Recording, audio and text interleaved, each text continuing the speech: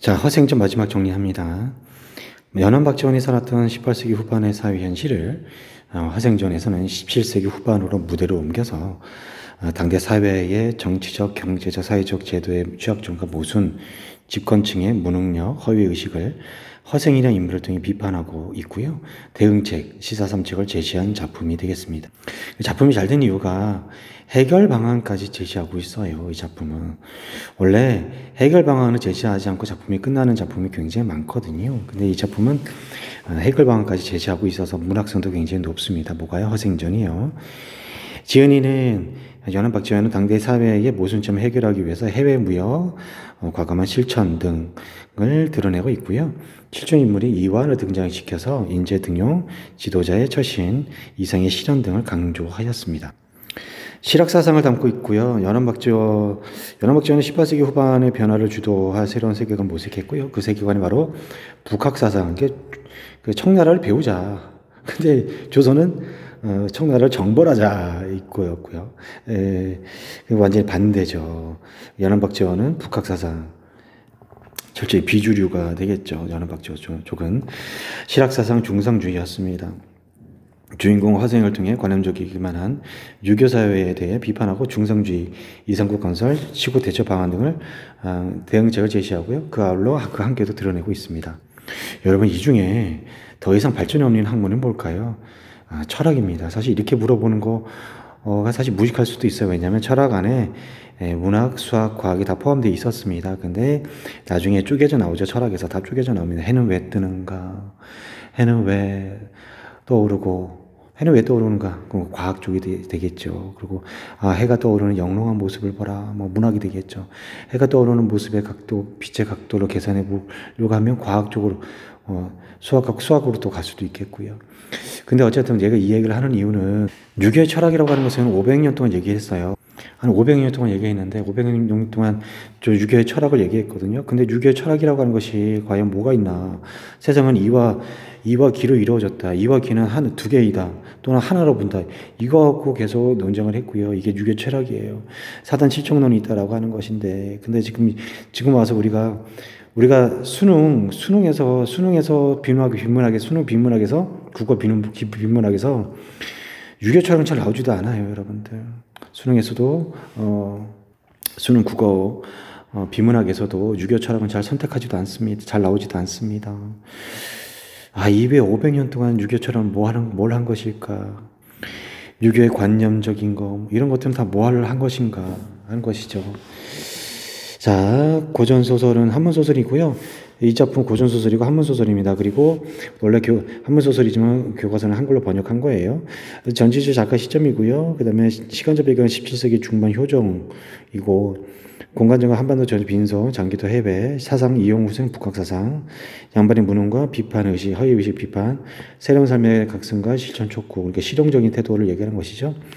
변시의 역할입니다. 변시는 조선 후기에 새롭게 부상하여 신흥계층을 대표하는 인물로서 작품 전개의 핵심 역할을 합니다. 변시는 보기 드물게 대범한 성격, 활달한 도량, 대상인, 만영을 주고요. 변시의 말을 상대가 돼서 영역을 드러내게 해줍니다. 허생이 말을 할 수 있게, 가치관을 표현할 수 있게, 나아가서는 허생과 이완을 연결시켜 줌으로써 허생이 시국에 대처할 방안을 제시하여 허생의 경륜을 펼칠 수 있는 자리를 마련해 주기도 합니다. 허생전 창작 당시의 시대적 배경입니다. 경제적 배경은 경제적으로 매우 취약했어요. 이렇게 살 수가 있는가, 백성들의 삶이. 상공업을, 그래도 천시예요. 그래서, 사농공상이라 그랬죠. 사농공상. 그래서 상이 맨 마지막이에요. 유통구조가 갖춰지지 않아 경제가 침체되었습니다. 유민이나 도적이 되는 백성들, 최소한의 의식주가 해결되지 못했죠. 뭘 많이 미겨야 되는데요. 그렇죠? 사회와 제도적인 배경, 신분 질서가 동요가 됩니다. 경제적으로 몰락한 양반 등, 허생 등, 경제적으로 성장한 평민과 중인이 등장합니다. 변시 등이. 서민의식이 향상되면서 사회 비판 의식이 높아집니다. 지배층의 무능과 허위, 비판, 풍자 표현이 많아집니다. 탈춤 등이죠.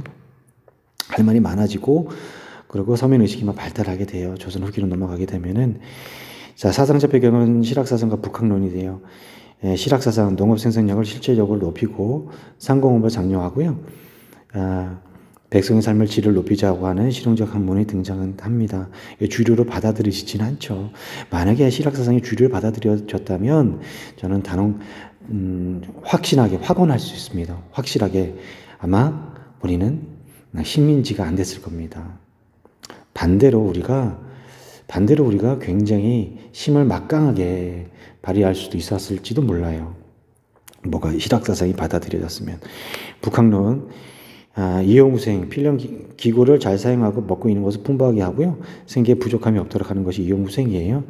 측면에서 현실을 개선하고 청나라의 앞선 문물을 도입하자고 하는 주장이 바로 이용후생이 되겠습니다. 그 이용후생의 대표적인 것이 뭐였냐면 북학론이죠. 중국, 청나라를 배우자라고 하는 것.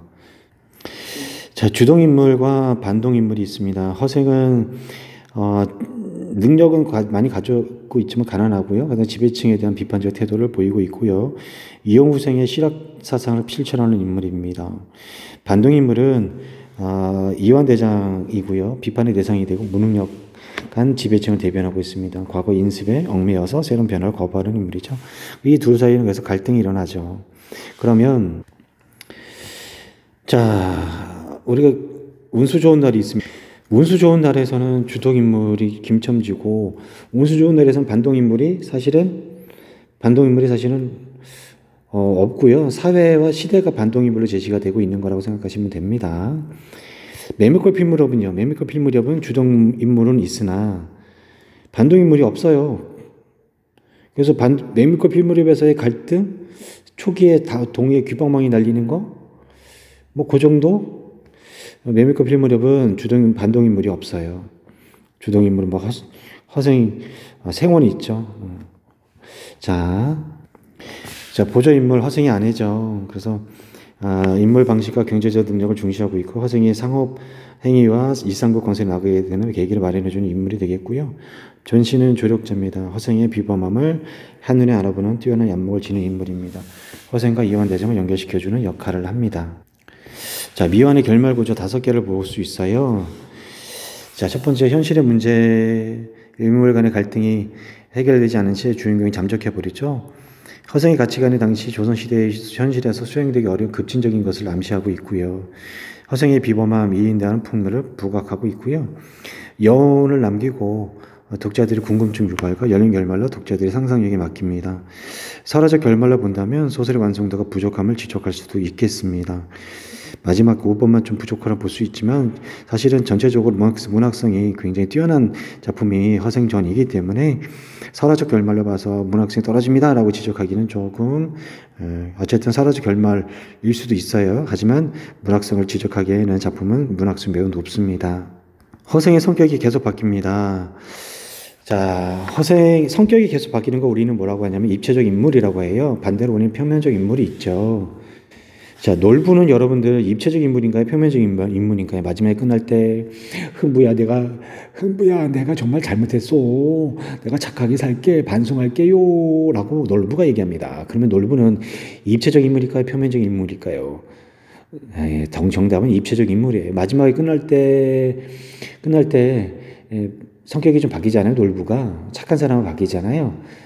그래도 입체적 인물로 봐요. 예전에는 몇 년 전만 하더라도 마지막 바뀌는 게 무슨 성격이 바뀌는 거냐 해서 평면적 인물로 놀부를 봤는데 이제는 마지막에 바뀌어도 인물이 바뀐 거라 성격이 바뀌는 거라고 해서 놀부도 입체적 인물이라고 봅니다.